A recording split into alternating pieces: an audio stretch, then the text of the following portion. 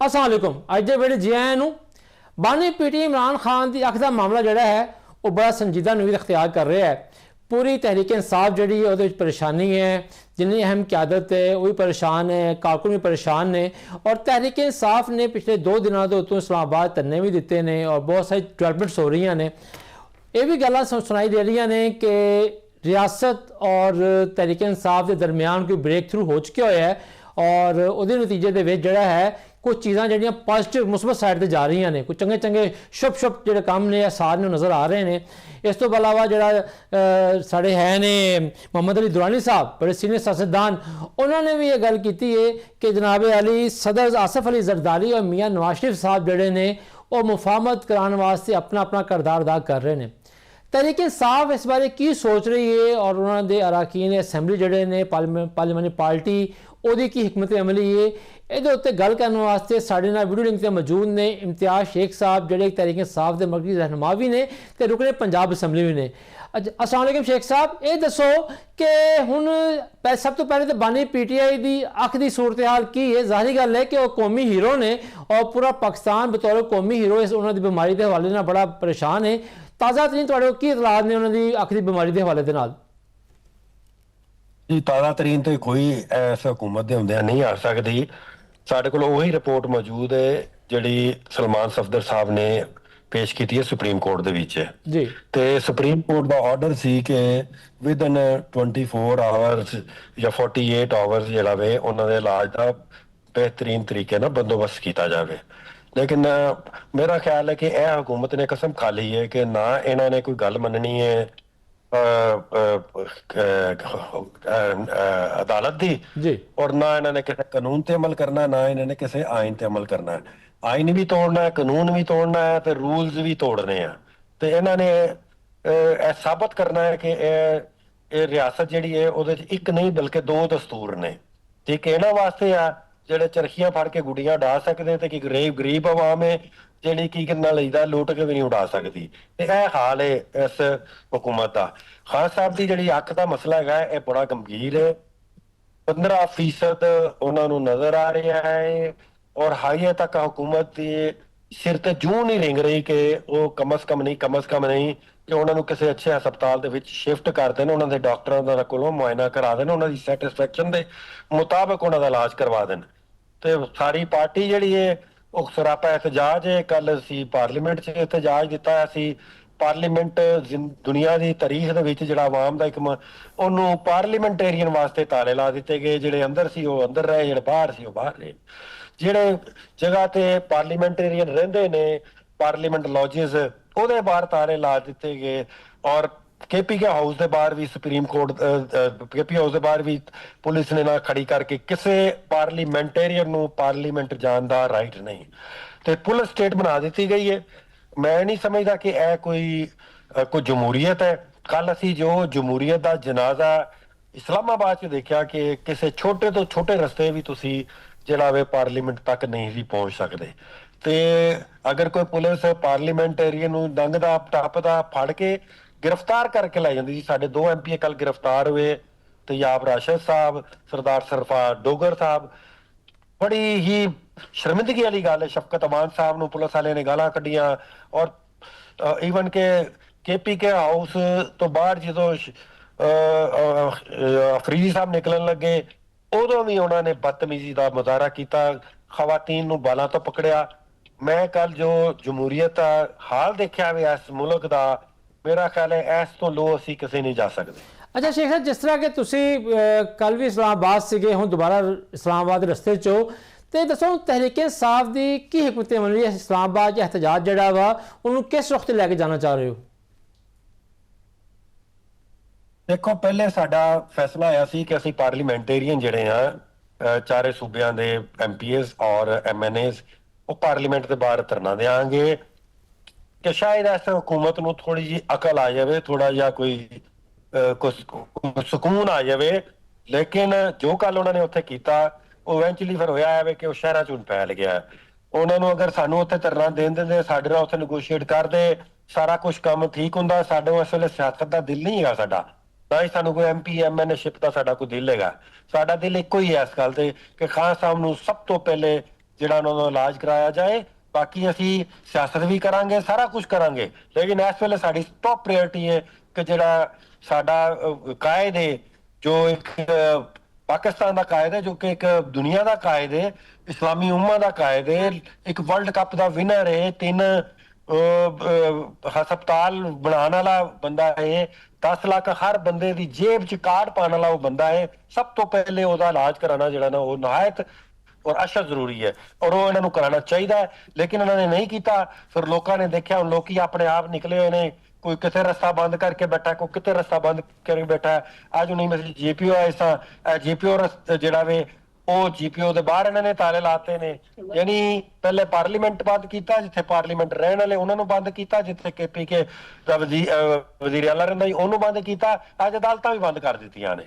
ਤੇ ਬੜੇ ਸ਼ਰਮਨਾਕ ਗੱਲ ਹੈ ਦੁਨੀਆ ਦੇ ਉੱਤੇ। ਪਾਕਿਸਤਾਨ ਨੂੰ ਇਹ ਪਤਾ ਨਹੀਂ ਕੀ ਬਣਾ ਕੇ ਪੇਸ਼ ਕਰਨਾ ਚਾਹੁੰਦੇ ਨੇ, ਔਰ ਕੀ ਇਮੇਜ ਲੋਕਾਂ ਦਾ ਕੋਲ ਜਾਂਦਾ ਹੈਗਾ ਕਿ ਜੀ ਇੱਕ ਸਾਬਕ ਵਜ਼ੀਰ ਆਜ਼ਮ ਹੈ ਜਿਹਨੇ ਇਸ ਮੁਲਕ ਨੂੰ ਸਰਵ ਕੀਤਾ, ਉਹਦਾ ਇਲਾਜ ਕਰਾਉਣ ਲਈ ਤਿਆਰ ਨਹੀਂ ਹੈ। ਮੈਂ ਇਸ ਤੇ ਅਫਸੋਸ ਹੀ ਕਰ ਸਕਦਾ, ਔਰ ਮੈਂ ਇਸ ਵੇਲੇ ਹੋਰ ਮੇਰੇ ਜਜ਼ਬਾਤ ਹੋਰ ਇਹਨਾਂ ਨੂੰ ਜੋ ਕਰਨ ਨੂੰ ਦਿਲ ਕਰਦੇ ਨੇ ਮੈਂ ਤੁਹਾਡੇ ਪ੍ਰੋਗਰਾਮ ਦੇ ਵਿੱਚੋਂ ਨਹੀਂ ਕਹਿਣਾ ਚਾਹੁੰਦਾ। ਅੱਛਾ शेख साहब, एक दसो, एक बड़ी कियास सलाइयां चल रही ने कि PTI और रियासत के दरमियान, हुकूमत नहीं रियासत के दरमियान कुछ डील होने वाली है, कुछ चीज़ां जो मुस्बत जा रही ने। शायद इन्होंने कियास सलाइयां इस वास्ते वाधा होया है कि पिछले कुछ दिनों तुहाडी पार्टी नूं कुछ जगह तो रिलीफ ही मिल रहा है, और तुहाडी जिहड़ी पार्टी का सोशल मीडिया है वो भी थोड़ा जिहा रियासत के बाद नरम होया होया है।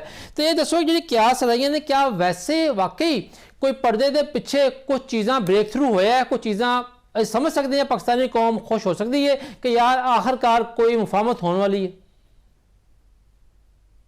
देखो, पहली गल तो यह कि रियासत ते वो है ना जो साडा कानून कहता है, साडा आइन कहता है, the elected representative of the Pakistani peoples, ठीक है, पंजाब दे पीपल या पाकिस्तान दे पीपल, वो होंदी है रियासत है।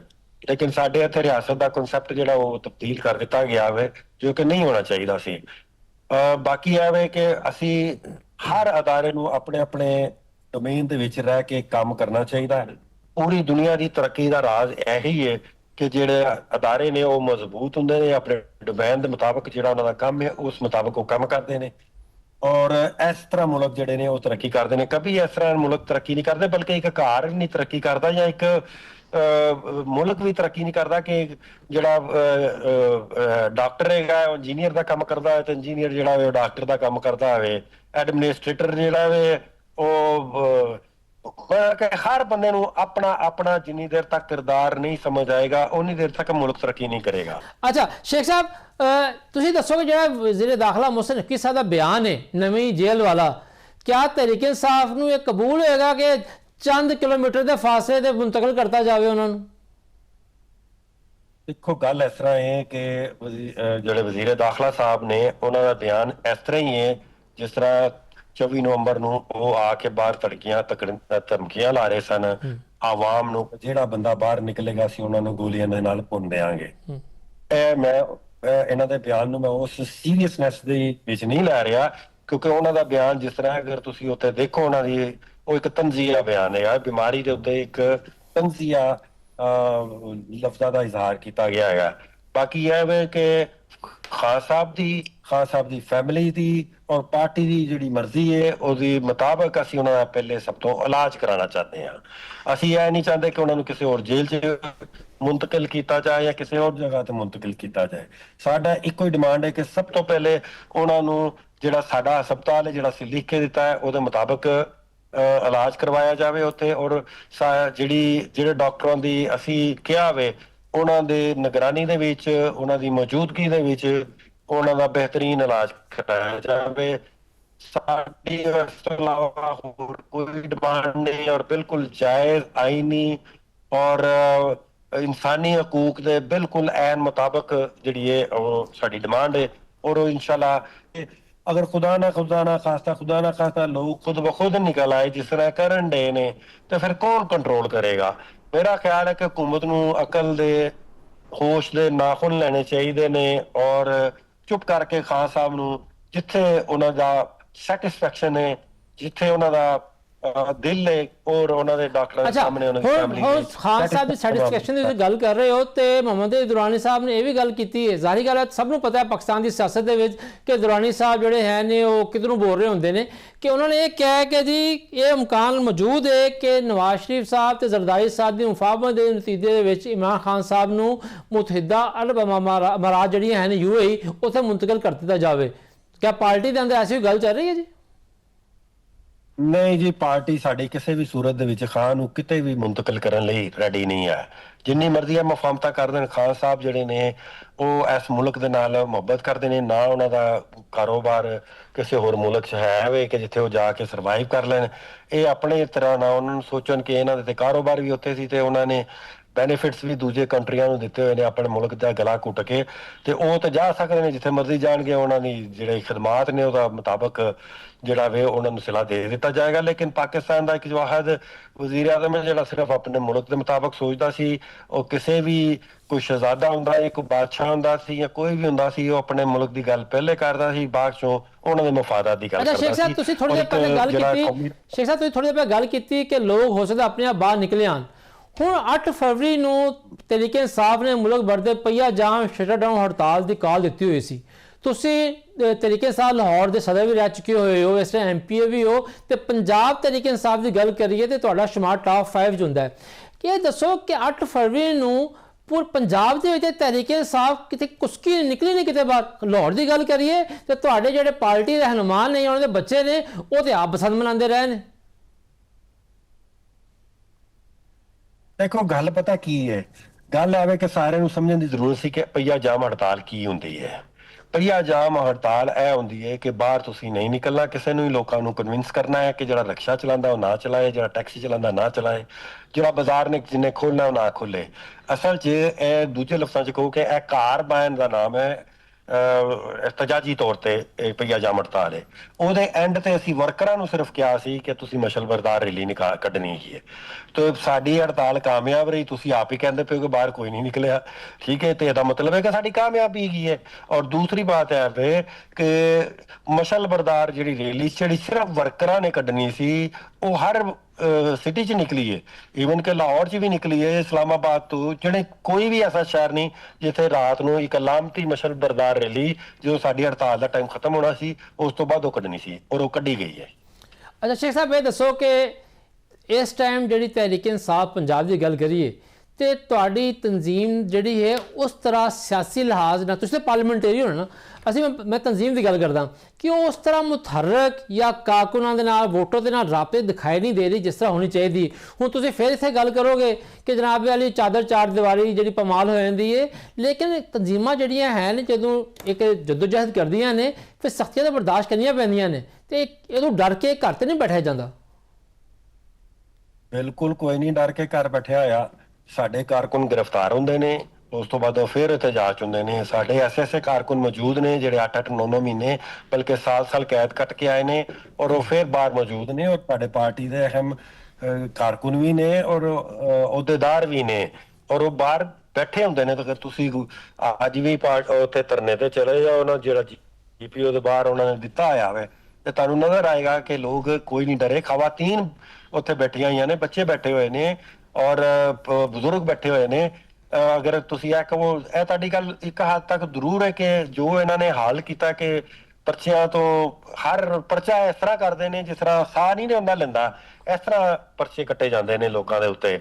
ਤੇ ਲੋਕਾਂ ਨੂੰ ਇਹਤਿਆਤ ਵੀ ਅਸੀਂ ਸਾਡੀ ਪਾਰਟੀ ਵੱਲੋਂ ਹਦਾਇਤ ਹੈ ਕਿ ਇਹਤਿਆਤ ਵੀ ਕਰੋ ਤੇ ਇhtਜਾਜ ਵੀ ਕਰੋ। ਤੇ ਅਸੀਂ ਇਸ ਰਾਏ ਦੇ ਅਮਲ ਕਰਦੇ ਹੋਏ ਆਪਣੀ ਪਾਰਟੀ ਨੂੰ ਜੋ ਕੁਝ ਸਾਡੀ ਪਾਰਟੀ ਨਾਲ ਕੰਮ ਕਰ ਦਿੱਤਾ ਗਿਆ, ਜੋ ਇਹਦੀ ਲੀਡਰਸ਼ਿਪ ਨਾਲ ਕਰ ਦਿੱਤਾ ਗਿਆ, ਜਿਹੜਾ ਸੈਕੰਡ ਲੀਡਰਸ਼ਿਪ ਨਾਲ ਕਰ ਦਿੱਤਾ ਗਿਆ, ਥਰਡ ਲੀਡਰਸ਼ਿਪ ਨਾਲ ਕਰ ਦਿੱਤਾ ਗਿਆ, ਜੋ ਕਾਰਕੁਨਾਂ ਦੇ ਨਾਲ ਜ਼ੁਲਮ ਸਤਮ ਕਰਦਾ ਗਿਆ, ਮੈਂ ਉਸ ਦੇ ਬਾਵਜੂਦ ਅਗਰ ਇਹ ਪਾਰਟੀ ਸਾਹ ਵੀ ਲੈ ਰਹੀ ਹੈ ਤੇ ਮੇਰਾ ਖਿਆਲ ਹੈ ਬਹੁਤ ਵੱਡੀ ਕਾਮਯਾਬੀ ਹੈ ਸਾਡੇ ਵਾਸਤੇ। ਔਰ ਲੇਕਿਨ ਇਹ ਸਾਹ ਨਹੀਂ ਲੈ ਰਹੀ ਹੈ, ਭਰਪੂਰ ਸਾਹ ਲੈ ਰਹੀ ਹੈ। ਔਰ ਅੱਜ ਵੀ ਸਾਰੀ ਪਾਕਿਸਤਾਨ ਦੇ ਵਿੱਚ ਧਰਨੇ ਦਿੱਤੇ ਜਾ ਰਹੇ ਨੇ। ਤੁਸੀਂ ਦੇਖੋ ਸਵਾਬੀ ਵੀ ਬੰਦ ਕੀਤਾ ਹੈ, ਤੁਸੀਂ ਦੇਖੋ GPO ਚੌਕ ਵੀ ਬੰਦ ਕੀਤਾ ਹੈ, ਤੁਸੀਂ ਅਗਰ ਦੇਖੋ ਤੇ MPs ਨੇ ਜੋ ਹੈ ਉਹ ਪੂਰਾ, ਸਭ ਤੋਂ ਵੱਡੀ ਗੱਲ ਹੈ ਵੇ ਕਿ ਜਿੱਥੇ ਅੰਬੈਸੀਆਂ ਨੇ ਸਾਡੀਆਂ ਉੱਥੇ ਹੀ ਕਰਫਿਊ ਲੱਗਾ ਆ। ਤੇ ਅਗਰ ਸਾਡੇ 'ਚ ਖੌਫ ਹੋਵੇ ਤੇ ਸਾਡੇ ਇਹਨਾਂ ਨੂੰ ਕਰਫਿਊ ਲਾਉਣ ਦੀ ਕਦੀ ਲੋੜ ਨਾ ਪਵੇ। ਇਹਨਾਂ ਨੂੰ ਪਾਰਲੀਮੈਂਟ ਨੂੰ ਤਾਲੇ ਲਾਉਣ ਦੀ ਲੋੜ ਨਾ ਪਵੇ। ਸ਼ੇਖ ਸਾਹਿਬ ਤੁਹਾਡਾ ਬਹੁਤ ਸ਼ੁਕਰੀਆ। ਗੱਲ ਤੁਹਾਡੀ ਠੀਕ ਹੈ ਕਿ ਜਮਹੂਰੀਅਤ ਦੇ ਵਿੱਚ ਜਿਹੜਾ ਹੈ ਪਾਰਲੀਮੈਂਟ ਨੂੰ ਤਾਲੇ ਨਹੀਂ ਲੱਗਣੇ ਚਾਹੀਦੇ, ਕਿਉਂਕਿ ਜਮਹੂਰੀਅਤ ਦਾ ਨਾਂ ਹੀ ਪਾਰਲੀਮੈਂਟ ਦੇ ਅੰਦਰ ਗੱਲ ਕਰਨਾ ਹੈ। ਹਰ ਜਮਾਤ ਨੂੰ ਪਾਰਲੀਮੈਂਟ ਦੇ ਅੰਦਰ ਆਪਣਾ ਮੌਕਫ ਬਿਆਨ ਕਰਨ ਦੀ, ਇhtiyaj ਕਰਨ ਦੀ ਇਜਾਜ਼ਤ ਹੋਣੀ ਚਾਹੀਦੀ ਹੈ। ਬਾਨੀ PTI ਤੇ ਇਮਰਾਨ ਖਾਨ ਸਾਹਿਬ ਜਿਹੜੇ ਨੇ ਉਹ ਇੱਕ ਕੌਮੀ ਹੀਰੋ ਨੇ, ਤੇ ਉਹ ਚਾਹੀਦਾ ਇਹ ਹੈ ਕਿ ਉਹਨਾਂ ਨੂੰ ਬਿਮਾਰੀ ਦਾ ਇਲਾਜ ਜਿਹੜਾ ਹੈ ਉਹ ਹੁਕੂਮਤ ਮੁਨਾਸਬ ਤਰੀਕੇ ਨਾਲ ਕਰੇ। ਔਰ ਤਹਿਰੀਕ ਇਨਸਾਫ ਦੀ ਡੀਲ ਦੀ ਗੱਲਾਂ ਚੱਲ ਰਹੀਆਂ ਨੇ, ਉਹ ਗੱਲਾਂ ਨਹੀਂ ਹੈ, ਪਰਦੇ ਦੇ ਪਿੱਛੇ ਕੁਛ ਨਾ ਕੁਛ ਚੱਲ ਰਿਹਾ ਹੈ। ਇੱਥੇ ਲਾਂਗੇ ਛੋਟੀ ਬ੍ਰੇਕ, ਤੇ ਬ੍ਰੇਕ ਤੋਂ ਬਾਅਦ ਗੱਲ ਕਰਾਂਗੇ ਕਿ ਜਨਾਬ ਅਲੀ ਬੰਗਲਾਦੇਸ਼ ਦੇ ਜਿਹੜੇ ਇੰਤਖਾਬਾਤ ਹੋਏ ਨੇ, ਇਲੈਕਸ਼ਨ ਹੋਏ ਨੇ, ਉਹ ਬੜੇ ਹੈਰਾਨਕੁਨ ਹੋਏ ਨੇ, ਬੜੇ ਤਾਰੀਖੀ ਨੇ, ਉਹਦੇ ਕੀ ਹਕਾਇਕ ਨੇ, ਤੇ ਗੱਲ ਕਰਾਂਗੇ ਬ੍ਰੇਕ ਤੋਂ ਬਾਅਦ।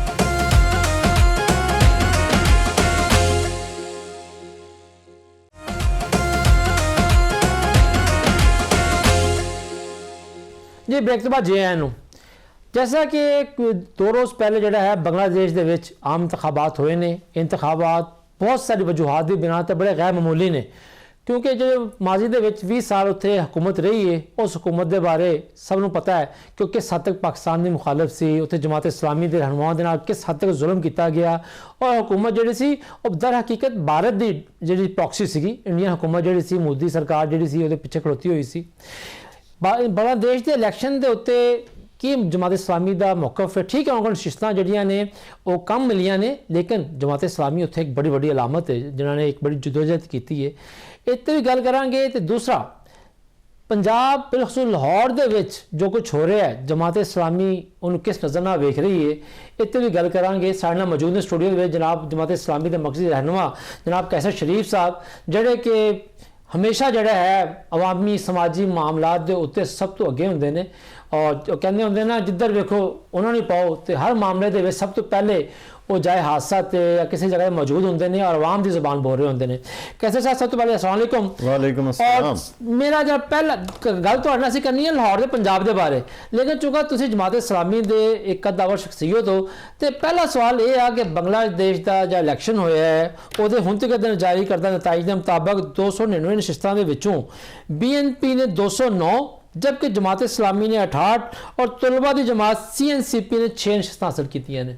अददी लिहाज के नाल जमात इस्लामी की सीटां बेशक कम होन, लेकिन जो उत्थे आमरीत का दौर रहा है वो जमात इस्लामी की कुर्बानियाँ सब सामने ने, तुहाडे रहनुमाओं फांसियां हुई, सब कुछ होया।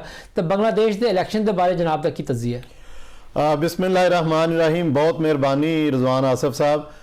मैं समझना कि बांग्लादेश की आवाम का, बांग्लादेश की तमाम दूर दराज और दीगर मुल्कों च भी रहने वालों का असीं सारिਆਂ ਦਾ शुक्रिया अदा करने जिन्हां जमाते इस्लामी के उत्ते एडा वड्डा एतमाद किया। यानी 3 करोड़ वोट जड़े ने वो बांग्लादेश के लोगों ने अलहमदुलिल्लाह जमाते इस्लामी नूं दिते ने। इहदे ते असीं जमाते इस्लामी वालों बांग्लादेश की आवाम का खसूसी शुक्रिया अदा करने, उन्हां दे शुक्रगुजार हाँ। अल्लाह ताला का शुक्रिया अदा करने सब नों पहलां कि अल्लाह ताला ने अपनी खास मेहरबानी की, अपना करम किया। गो कि साढ़े इस इलैक्शन तो कुछ तहफुजात है सन, शिकायत होंदियां ने, चीज़ां होंदियां ने, लेकिन बांग्लादेश के अमीर जमाते इस्लामी डॉक्टर शफीकुर रहमान साहब ने बड़ा क्लीयर कट ये ते अपना मौकफ दे दिता है कि असी इन्हां चीज़ों तो अगे वधदे आए हैं, बांग्लादेश की तामीर वास्ते अपना भरपूर किरदार अदा करांगे। और आवाम ने जिन्हें सानू वोट किया, सपोर्ट किया और जिहड़ी साडे नाल खड़ी रही है। वेखो उत्थों दा जिहड़ा तराजू निशान सी दाड़ी पल्ला नूं आंदे ने, वो दाड़ी पल्ला जिहड़ा पूरे बांग्लादेश दे विच across the board, across the country जिहड़ा ना ਉਹਦੀ आवाज़ आई है। ये मैं समझना एक वड्डी कामयाबी है, बल्कि अगर इन्हूं इंज आख्या जाए कि बहुत वड्डियां कामयाबियां दा बहुत अच्छा आगाज़ है। जिमें कैद कटी, जिमें 6 मरकजी रहनुमा जड़े ने जमात दे अमीरे जमात समेत उन्होंने शहीद कर दिता गया। पाकिस्तान की मुहब्बत और पाकिस्तान नूं पसंद करना जड़ा ना उन्हों का जुर्म करार पाया सी। अज असीं वेखने कि उन्होंने शोहदा दे जड़े अगों फैमिली और बच्चे ने वो उस महाज से मौजूद ने, और आवाम ने उन्होंने झोलियां भर भर के वोट पाया है, उन्होंने मुहब्बत की है, उन्होंने इस हवाले ने इस काबिल समझा कि वो आवाम का मुकदमा जाके बांग्लादेश असैम्बली च लड़न। तो मैं दोबारा इस कमेंट दे नाल कि बांग्लादेश जड़ा इंशाअल्लाह साड़ियां दुआवां ने बांग्लादेश जमाते इस्लामी वास्ते, बांग्लादेश की आवाम वास्ते, उस मुल्क वास्ते, नवीं बनने वाली हुकूमत वास्ते ਕਿ ਇਹ ਅੱਲਾ ਕਰੇ ਕਿ ਆਉਣ ਵਾਲੇ ਦਿਨਾਂ 'ਚ ਬੰਗਲਾਦੇਸ਼ ਤਰੱਕੀ ਦੀਆਂ ਉਹ ਮੰਜ਼ਲਾਂ ਤੈਅ ਕਰੇ ਕਿ ਜਿਹੜੀਆਂ ਤਾਸੁਬ ਔਰ ਦਬਾਅ ਔਰ ਇੰਡੀਆ ਦੀ ਪਾਲਿਸੀਆਂ ਦੀ ਵਜ੍ਹਾ ਨਾਲ ਜਿਹੜਾ ਨਾ ਉਹ ਨਹੀਂ ਕਰ ਸਕਿਆ। ਅਸੀਂ ਸਾਰੇ ਦੁਆ ਗੋ ਹਾਂ। ਆਮੀਨ। ਜ਼ਾਹਰੀ ਗੱਲ ਹੈ ਜੀ ਕਿ ਬੰਗਲਾਦੇਸ਼ ਨਾਲ ਸਾਡੇ ਪਾਕਿਸਤਾਨੀਆਂ ਦਾ ਪਿਆਰ ਜਿਹੜਾ ਹੈ ਉਹ ਹੈ ਮਾਮੂਲੀ ਹੈ, ਠੀਕ ਹੈ, ਉਹ ਅਲੱਗ ਹੋ ਗਿਆ ਉਸ ਵਕਤ ਦੇ ਹਾਲਾਤ ਵਾਕਿਆਤ ਨਾਲ, ਲੇਕਿਨ ਅੱਜ ਵੀ ਅਸੀਂ ਉਹਨਾਂ ਨੂੰ ਆਪਣਾ ਹਿੱਸਾ ਸਮਝਦੇ ਹਾਂ, ਆਪਣੇ ਜਿਸਮ ਦਾ ਜਿਹੜਾ ਜੁਜ਼ ਸਮਝਦੇ ਹਾਂ। ਅੱਛਾ ਕੈਸਰ ਸ਼ਰੀਫ ਸਾਹਿਬ, ਹੁਣ ਆ ਜਾਈਏ ਪੰਜਾਬ ਹੁਕੂਮਤ ਤੇ ਲਾਹੌਰ 'ਚ ਹੋਣ ਵਾਲੇ ਵਾਕਿਆਤ ਦੇ ਬਾਰੇ। ਜਨਾਬ ਜਿਹੜੇ ਹੈ ਨੇ ਬੜੇ ਬੇਰਹਿਮ ਤਰੀਕੇ ਦੇ ਨਾਲ ਹਕਾਇਕ ਸਾਹਮਣੇ ਲੈ ਕੇ ਆਉਂਦੇ ਨੇ, ਜਿਹੜੇ ਕਿ ਇਸ ਦੌਰ ਸ਼ਾਇਦ ਮੇਨ ਸਟ੍ਰੀਮ ਮੀਡੀਆ ਵਾਸਤੇ ਮੁਸ਼ਕਿਲ ਨੇ। ਸਭ ਤੋਂ ਪਹਿਲੇ ਦੱਸੋ, ਜਿਹੜੀ ਸਾਡੀ ਸੀਐਮ ਸਾਹਿਬਾ ਉਹਦੀ ਟੀਮ ਬੁਲੰਦ ਦਾਅਵੇ ਕਰਦੇ ਨੇ ਕਿ ਪੰਜਾਬ 'ਚ ਦੁੱਧ ਸ਼ਹਿਦ ਦੀਆਂ ਨਹਿਰਾਂ ਵਹਿ ਗਈਆਂ ਨੇ, ਬੇਤਹਾਸ਼ਾ ਤਰੱਕਿਆਤੀ ਕੰਮ ਹੋ ਰਹੇ ਨੇ, ਠੀਕ ਹੈ ਤਰੱਕਿਆਤੀ ਕੰਮ ਹੋ ਰਹੇ ਨੇ, ਲੇਕਿਨ ਜਿਸ ਤਰ੍ਹਾਂ ਤਸ਼ਹੀਰ ਹੋ ਰਹੀ ਹੈ ਕੁਝ ਤਰੱਕਿਆਤੀ ਕੰਮਾਂ ਨੂੰ ਗੈਰ ਜ਼ਰੂਰੀ ਸਮਝਿਆ ਜਾ ਰਿਹਾ ਵਾ। ਪਹਿਲੇ ਤਾਂ ਜਨਾਬ ਇੱਕ ਐਨਾਲਿਸਿਸ ਦੇ ਦੇਣ ਕਿ ਜਨਾਬ ਪੰਜਾਬ ਹੁਕੂਮਤ ਦੀ ਕਾਰਕਰਦਗੀ ਨੂੰ ਕਿੱਥੇ ਰੇਟ ਕਰਦੇ ਨੇ।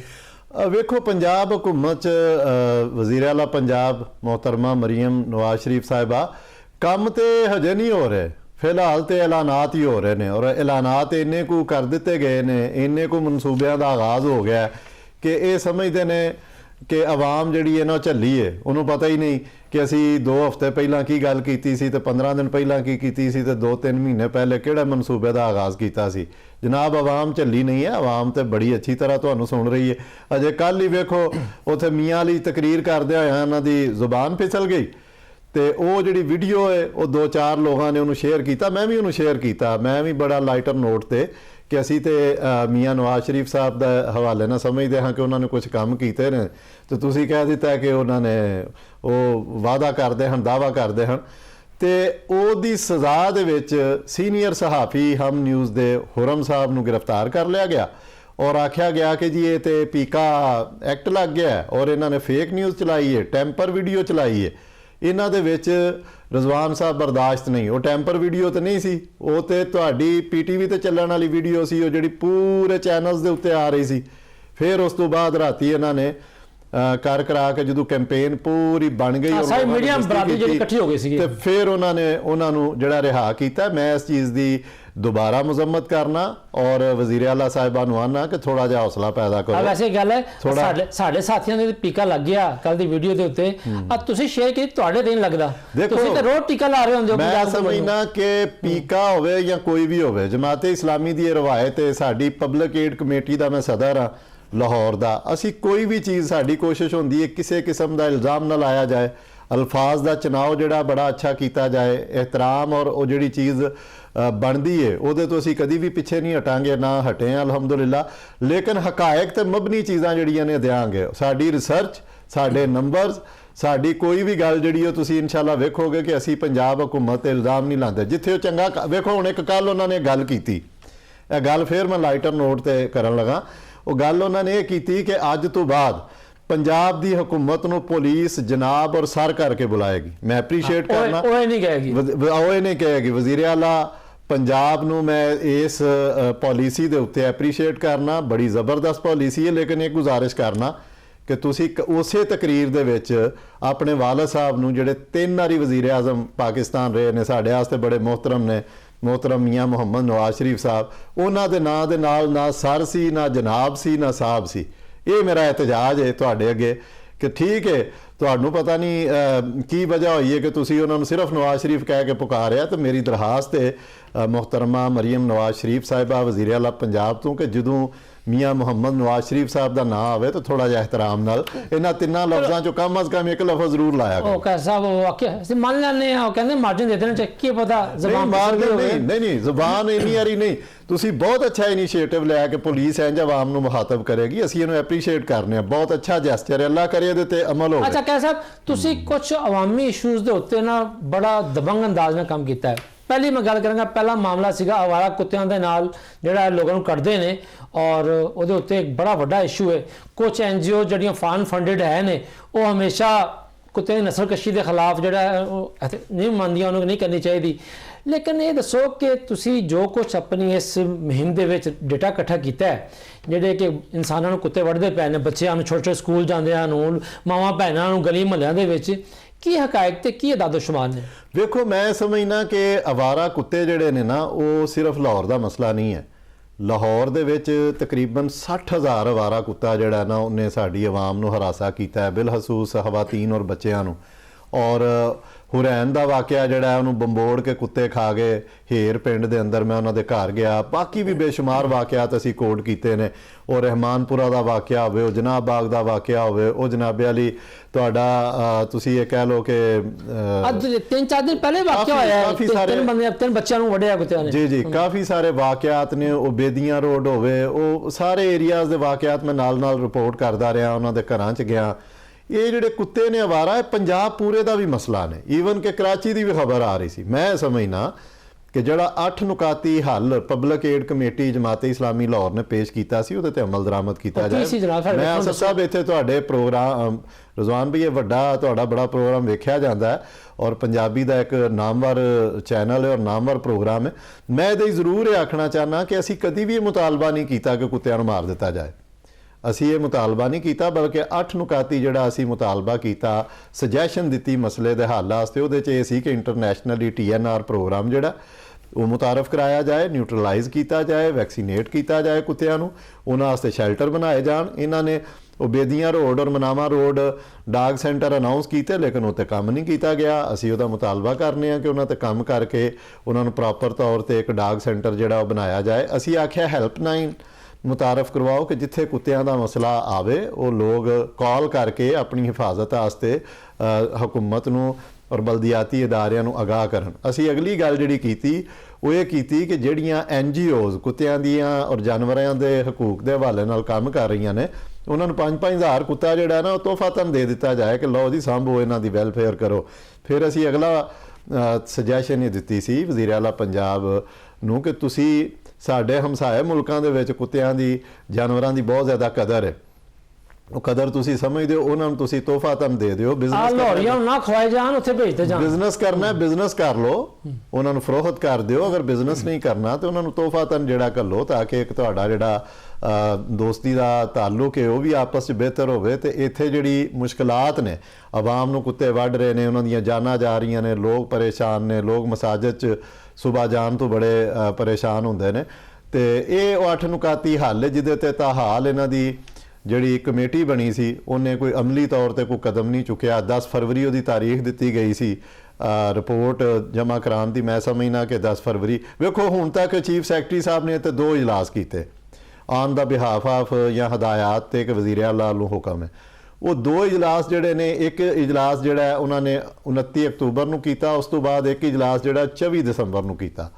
ਇਹਨਾਂ ਸਾਰੇ ਦਿਨਾਂ ਦੇ ਵਿੱਚ ਜਿਹੜਾ ਉਹ ਕੋਈ ਅਮਲੀ ਕਦਮ ਨਹੀਂ ਚੁੱਕਿਆ ਗਿਆ ਔਰ 24 ਦਸੰਬਰ ਵਾਲੇ ਇਜਲਾਸ 'ਚ ਆਖਿਆ ਕਿ 9-10 ਫਰਵਰੀ ਤੱਕ ਰਿਪੋਰਟ ਪੇਸ਼ ਕੀਤੀ ਜਾਏ। ਗੋਇਆ ਫਿਰ 82 ਦਿਨ ਦੇ ਦਿੱਤੇ। ਤੇ ਮੈਂ ਸਮਝਣਾ ਕਿ ਅਮਲੀ ਤੌਰ ਤੇ ਇਹ ਦਰੁਸਤ ਚੀਜ਼ ਨਹੀਂ ਹੈ।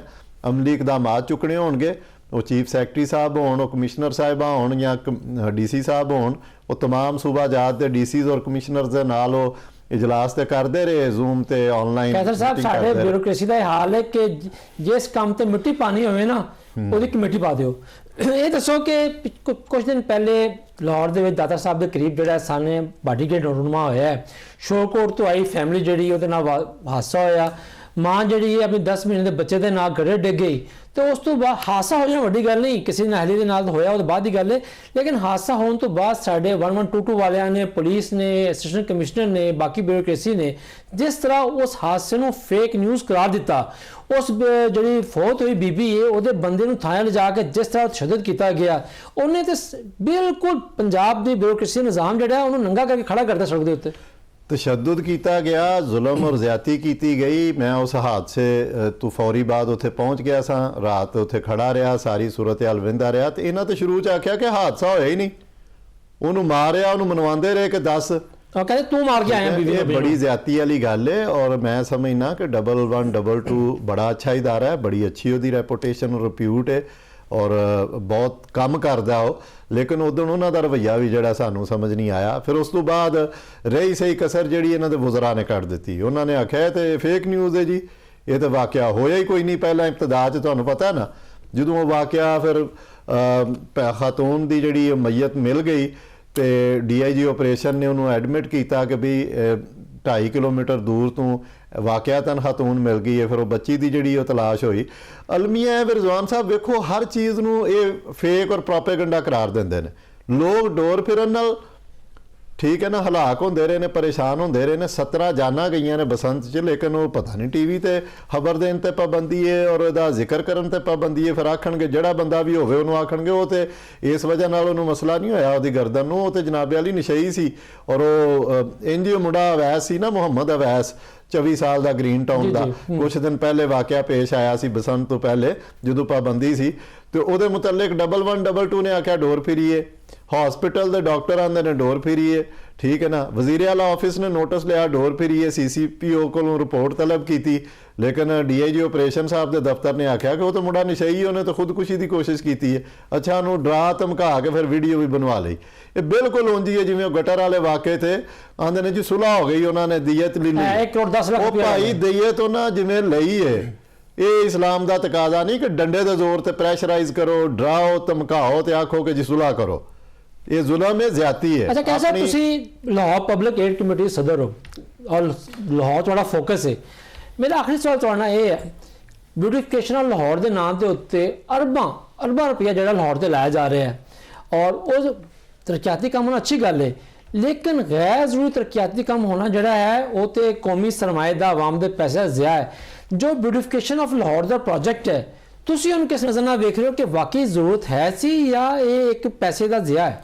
ਮੈਂ ਸਮਝਣਾ ਵੇਖੋ ਲਾਹੌਰ ਡਿਵੈਲਪਮੈਂਟ ਪ੍ਰੋਗਰਾਮ ਦੇ ਤਹਿਤ ਇਹਨੇ 137 ਅਰਬ ਰੁਪਏ ਦਾ ਜਿਹੜਾ ਬਜਟ ਮਨਜ਼ੂਰ ਕੀਤਾ, ਉਹਦੇ ਤੇ ਮੈਂ RTI ਫਾਈਲ ਕੀਤੀ, ਮੈਂ ਤੁਹਾਡੇ ਪ੍ਰੋਗਰਾਮ 'ਚ ਦੱਸ ਰਿਹਾ।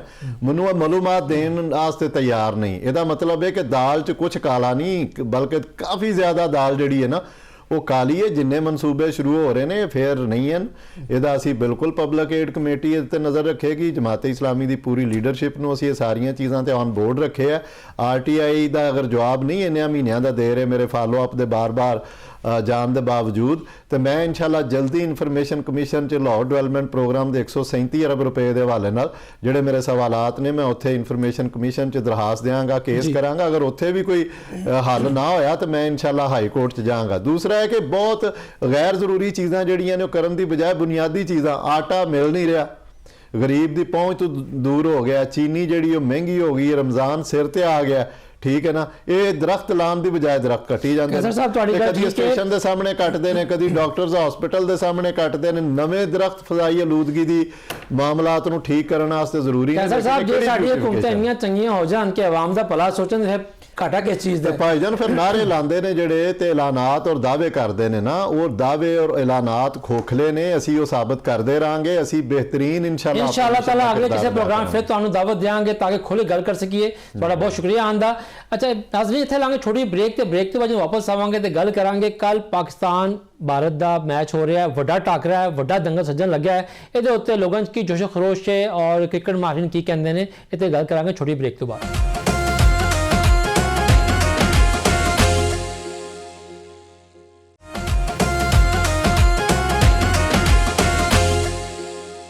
ਜੀ ਬ੍ਰੇਕ ਤੋਂ ਬਾਅਦ ਜੀ ਆਇਆਂ ਨੂੰ। ਜਿਸ ਤਰ੍ਹਾਂ ਕਿ ਅਸੀਂ ਪਹਿਲੇ ਗੱਲ ਕਰ ਰਹੇ ਸੀਗੇ ਕਿ ਕੱਲ ਜਿਹੜਾ ਹੈ ਉਹ ਬੜਾ ਵੱਡਾ ਟਾਕਰਾ ਹੋ ਰਿਹਾ ਹੈ, ਪਾਕਿਸਤਾਨ ਤੇ ਇੰਡੀਆ ਦਾ ਮੈਚ T20 ਵਰਲਡ ਕੱਪ ਦੇ ਵਿੱਚ, ਔਰ ਉਹਦੀ तमाम ਜਿਹੜੇ ਪਾਸਿਸ ਜਿਹੜੇ ਟਿਕਟ ਨੇ ਉਹ ਰਿਕਾਰਡ ਕੀਮਤ ਤੇ ਜਿਹੜੇ ਹੈ ਨੇ ਫਰੋਖਤ ਹੋ ਚੁੱਕੇ ਹੋਏ ਨੇ, ਔਰ ਐਸੇ ਸ਼ੌਕੀਨ ਔਰ ਮਤਵਾਲੇ ਹੈ ਨੇ ਕ੍ਰਿਕਟ ਦੇ ਔਰ ਪਾਕ ਇੰਡੀਆ ਟਾਕਰੇ ਦੇ ਕਿ ਲੋਕਾਂ ਨੇ ਡਬਲ ਟ੍ਰਿਪਲ ਕੀਮਤ ਦੇ ਉੱਤੇ ਜਹਾਜ਼ਾਂ ਦੀ ਟਿਕਟਾਂ ਲੈ ਕੇ ਉੱਥੇ ਪਹੁੰਚੇ ਹੋਏ ਨੇ। ਲੇਕਿਨ ਇੱਕ ਜਿਹੜਾ ਖੌਫ ਤੇ ਇੱਕ ਜਿਹੜੀ ਬੁਰੀ ਖਬਰ ਹੈ ਉਹ ਇਹ ਹੈ ਕਿ ਕੱਲ ਉੱਥੇ ਗਰਾਊਂਡ ਦੇ ਵਿੱਚ ਬਾਰਿਸ਼ ਦੇ ਇਮਕਾਨਾਤ ਹੈ ਨੇ, ਔਰ ਅੱਲਾ ਨਾ ਕਰੇ ਬਾਰਿਸ਼ ਹੋ ਗਈ ਤੇ ਫਿਰ ਮੈਚ ਦਾ ਜਿਹੜਾ ਮਜ਼ਾ ਹੈ ਕਰਕਰਾ ਹੋ ਜਾਏਗਾ। ਲੇਕਿਨ ਸਭ ਤੋਂ ਖੁਸ਼ੀ ਦੀ ਗੱਲ ਇਹ ਹੈ ਕਿ ਇਸ ਟਾਈਮ ਜਿਹੜੀ ਸਾਡੀ ਪਾਕਿਸਤਾਨੀ ਟੀਮ ਹੈ, ਕ੍ਰਿਕਟ ਟੀਮ ਹੈ, ਉਹਦਾ ਕੰਬੀਨੇਸ਼ਨ ਬੜਾ ਜ਼ਬਰਦਸਤ ਬਣਿਆ ਹੋਇਆ ਹੈ। ਹੁਣ ਤੱਕ ਜਿਹੜਾ ਹੈ ਬੜੀ ਜ਼ਬਰਦਸਤ ਤਰੀਕੇ ਨਾਲ ਖੇਡ ਰਹੀ ਹੈ, ਕਾਮਯਾਬੀਆਂ ਹੋ ਰਹੀਆਂ ਨੇ। ਕੱਲ ਦੇ ਵੱਡੇ ਮੈਚ ਵਾਸਤੇ ਕੀ ਤਿਆਰੀਆਂ ਕੀਤੀਆਂ ਗਈਆਂ ਨੇ, ਕਿਹੜੇ ਖਿਡਾਰੀ ਸ਼ਾਮਲ ਨੇ, ਪਿਚ ਦੀ ਕੀ ਸੂਰਤ ਹਾਲ ਹੈ, ਔਰ ਕੀ ਜਿਹੜਾ ਹੈ ਦੇਖਦੇ ਪਏ ਨੇ ਇੰਡੀਅਨ ਟੀਮ 'ਚ ਕੀ ਤਬਦੀਲੀਆਂ ਨਜ਼ਰ ਆ ਰਹੀਆਂ ਨੇ।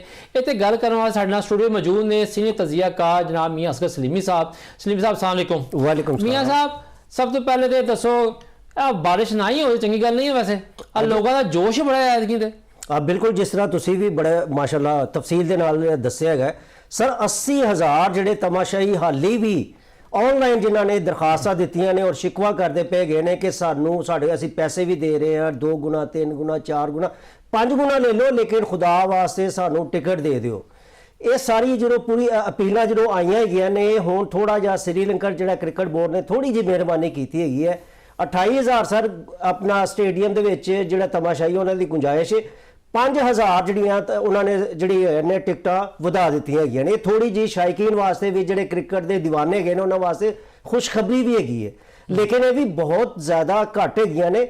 ਔਰ ਹੁਣ ਅੱਗੇ ਅਗਰ ਅਸੀਂ ਮੈਚ ਦੀ ਗੱਲ ਕਰਦੇ ਹੈਗੇ ਤੇ ਵਰਲਡ ਕੱਪ ਦਾ ਮੈਂ ਸਮਝਦਾ ਵਾ ਸਭ ਤੋਂ ਵੱਡਾ ਮੈਚ ਹੋਏਗਾ। ਮੈਂ ਕਹਿੰਦਾ ਕਿ ਫਾਈਨਲ ਹੀ ਇਹ ਹੈ।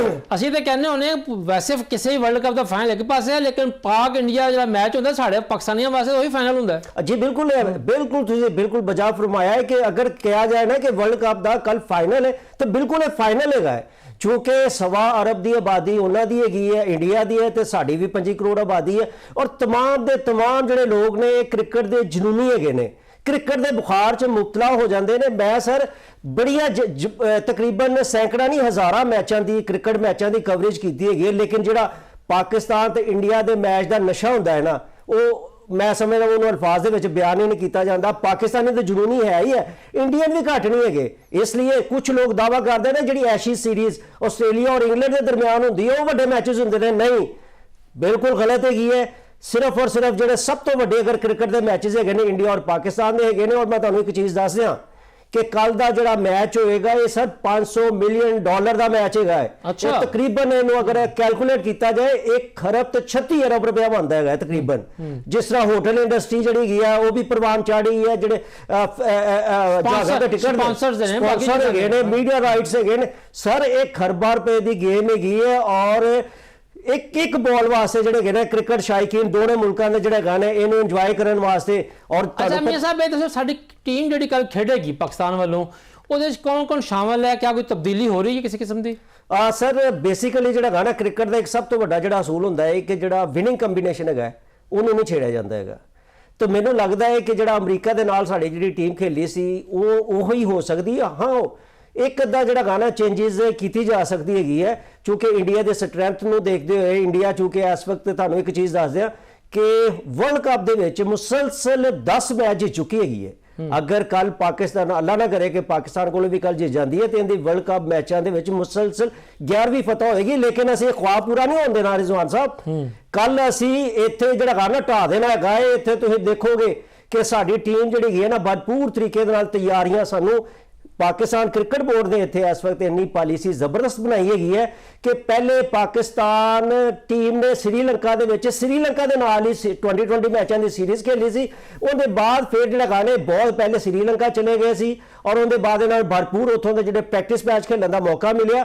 ਔਰ ਸਭ ਤੋਂ ਵੱਡੀ ਜਿਹੜੀ ਗੱਲ ਹੈਗੀ ਹੈ ਪਾਕਿਸਤਾਨ ਕੱਲ ਜਿਹੜਾ ਪ੍ਰੀਮਾ ਦਾਸਾ ਜਿਹੜਾ ਸਟੇਡੀਅਮ ਹੈ ਕੋਲੰਬੋ ਦਾ, ਇੱਥੇ 2 ਮੈਚ ਪਾਕਿਸਤਾਨ ਪਹਿਲੇ ਖੇਲ ਚੁੱਕਿਆ ਹੈਗਾ। ਹੁਣ ਇਹ ਪਾਕਿਸਤਾਨ ਦਾ ਇੰਡੀਆ ਦੇ ਖਿਲਾਫ ਤੀਸਰਾ ਮੈਚ ਹੈਗਾ ਹੈ। ਪ੍ਰੈਕਟਿਸ ਵੀ ਹੈਗੀ ਹੈ, ਟੀਮ ਨੂੰ ਪਿਚ ਦਾ ਪਤਾ ਹੈ ਥੋੜਾ ਜਿਹਾ ਜੀ। ਬਿਲਕੁਲ ਜੀ, ਮੈਂ ਸਮਝਦਾ ਵਾ ਕਿ ਪਿਚ ਦਾ ਵੀ ਪਤਾ ਹੈਗਾ ਹੈ, ਕੰਡੀਸ਼ਨ ਦਾ ਵੀ ਪਤਾ ਹੈਗਾ।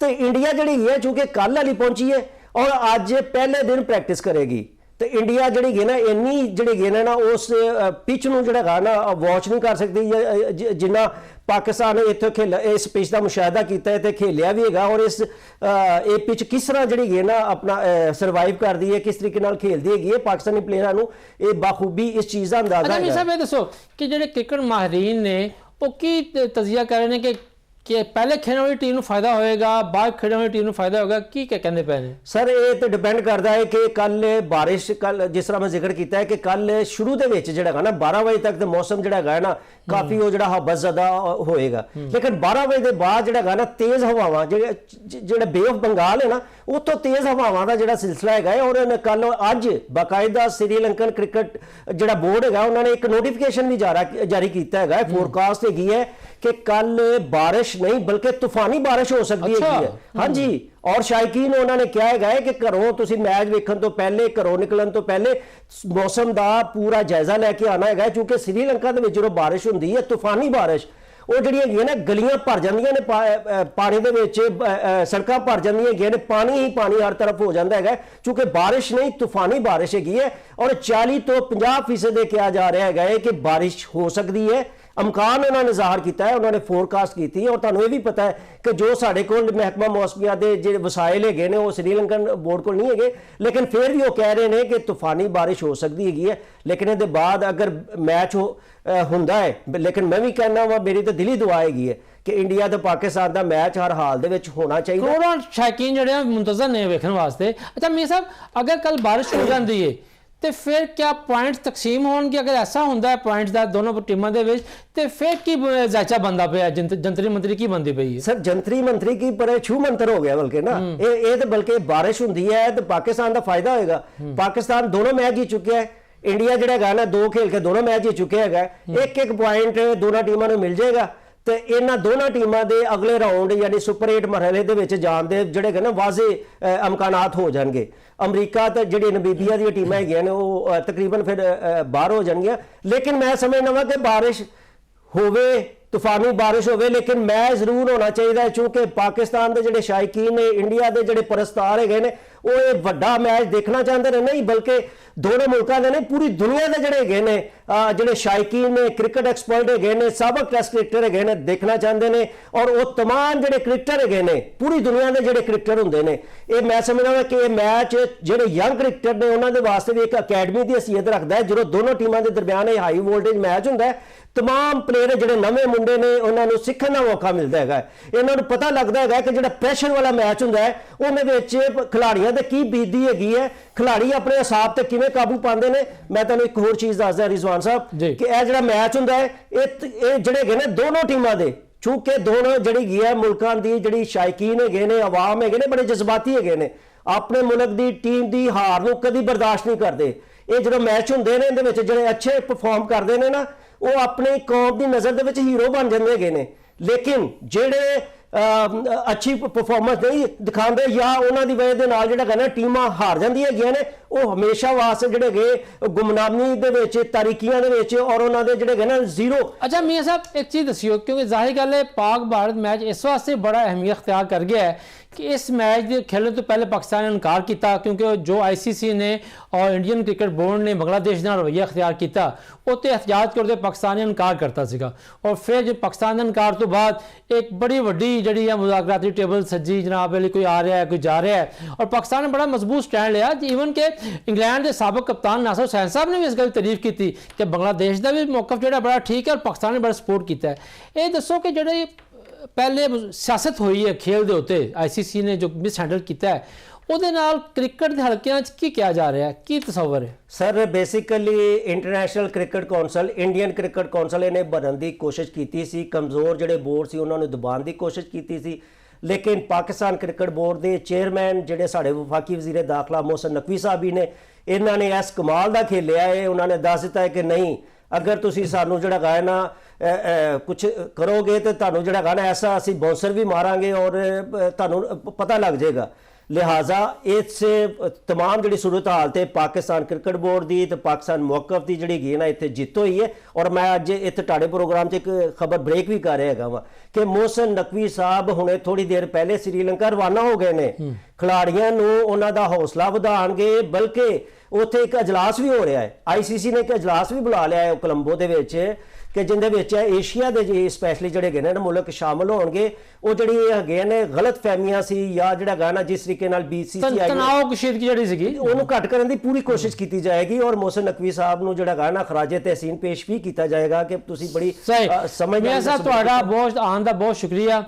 ਜ਼ਾਹਿਰ ਗੱਲ ਹੈ ਕਿ ਤੁਸੀਂ ਔਰ ਮੈਂ ਸਮੇਤ ਜਿਹੜੇ ਤੁਹਾਡੇ ਮੇਰੇ ਸਮੇਤ ਕਰੋੜਾਂ ਲੋਕ ਜਿਹੜੇ ਹਨ ਦੁਨੀਆ ਭਰ ਦੇ ਵਿੱਚ ਕੱਲ ਦੇ ਮੈਚ ਦੇ ਮੁੰਤਜ਼ਰ ਨੇ।